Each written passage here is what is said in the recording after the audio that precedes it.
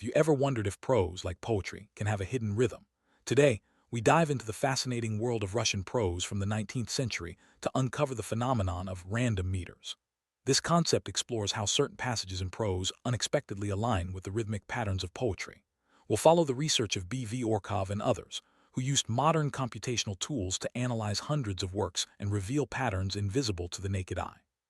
Get ready to see classic literature in a whole new light as we begin our journey into the secret music of words. Random meters are segments in prose that accidentally fit the rhythmic structure of poetic meters, like iamb or trochee. Unlike intentional verse, these patterns emerge naturally, often unnoticed by both writers and readers.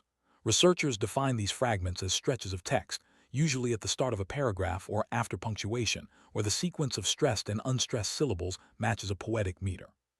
The minimum length for such a segment is 4 feet for 2-syllable meters and 3 for 3-syllable meters, ensuring the rhythm is perceptible. This discovery challenges our assumptions about the boundaries between prose and poetry. Uncover these hidden meters. Orehov and his team analyzed a massive sample, 460 narrative works by 130 Russian authors. Using a computer program called an accentuator, they automatically marked stress patterns in the text and identified metrized fragments. This method allowed for a much broader and more objective analysis than was possible in the pre-digital era, when researchers had to rely on manual counting and intuition. The result: a treasure trove of data revealing just how common these accidental rhythms are in Russian prose. What do these random meters look like in practice? Let's consider a few examples. In Anna Anenkaya's prose, a character says, "I understand," which when spoken falls perfectly into an iambic pattern. Or in Ertl's work, the phrase, "Take the bundle, you rascal," also aligns with a poetic meter. These moments are scattered throughout the texts, often surfacing in dialogue or emotionally charged passages. While some 3-syllable meters are less convincing, the 2-syllable patterns often feel surprisingly natural, echoing the rhythms of everyday speech. How do we quantify the presence of these random meters? Orehov introduces the concept of metrization measure, which calculates the proportion of words in a text that fall within metrized fragments. For example, in Dostoevsky's Poor Folk, nearly half the words align with a poetic meter. Other works by Leskov and Saltykov-Chedrin show similarly high values.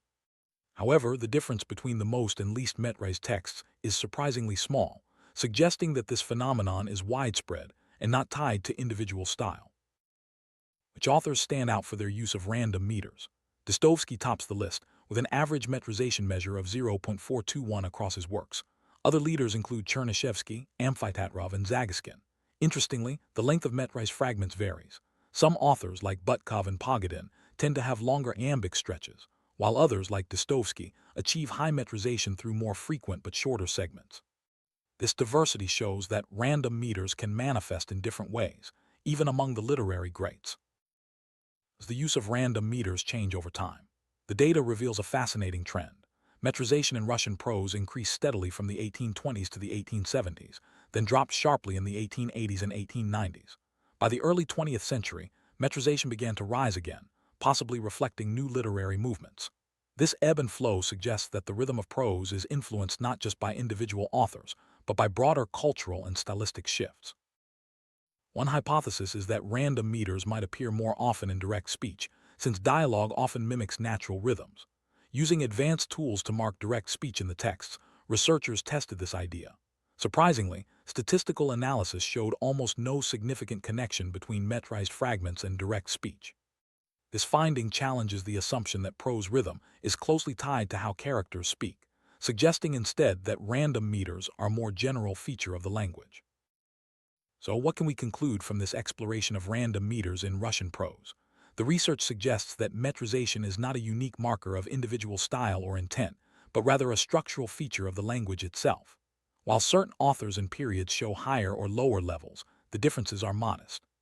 The real value of studying random meters may lie in understanding how prose and poetry interact, and how the rhythms of language shape our reading experience, even when we don't consciously notice them. The hidden music of prose is everywhere, waiting to be discovered.